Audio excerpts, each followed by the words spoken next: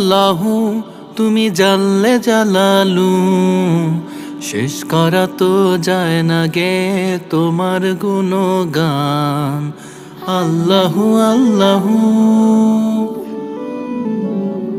তুমি কাদের গাফফার, তুমি জলিল জব্বার, অনন্ত অসীম তুমি রহিম রহমান।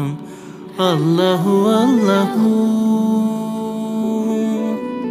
তুমি মাটির আদমকে প্রথম সৃষ্টি করিয়া ঘোষণা করিয়া দিলে শ্রেষ্ঠ বলিয়া।